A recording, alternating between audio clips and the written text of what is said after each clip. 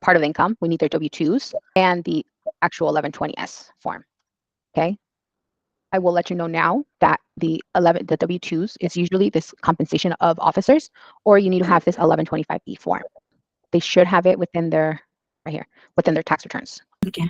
Same thing for the 1065. We needed to have the K1 schedule right here. K1 schedule. So the thing with this K1, it shows how much they own.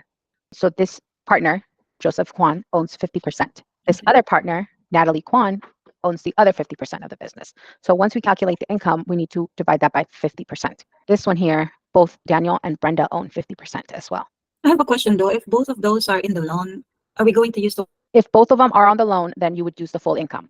But if, for example, we're calculating the income and only Daniel is going to be on the loan, but Brenda is not going to be on the loan, then you can only use 50% of the income we calculated. Gotcha.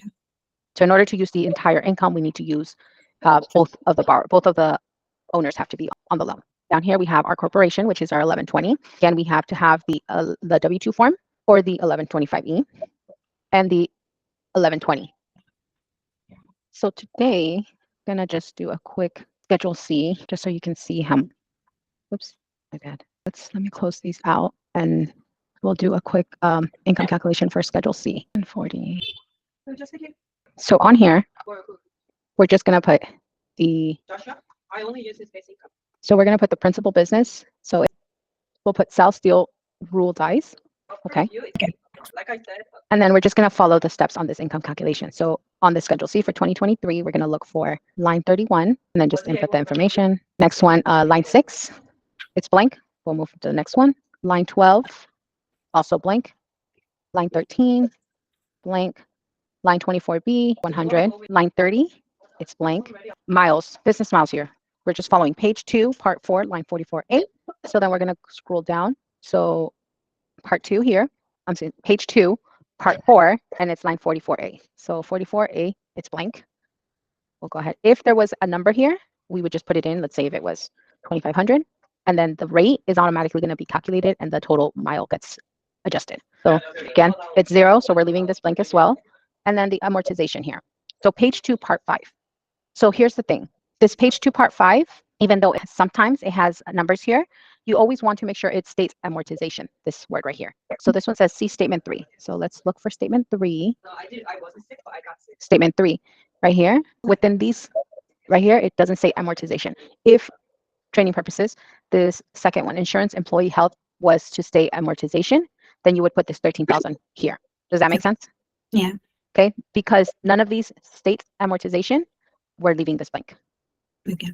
Okay, now 2022. Again, it was line 31, 35, 642, line 6, 12, and 13. And this was 24B, nothing. Miles, it does have miles. So we're going to put 33905.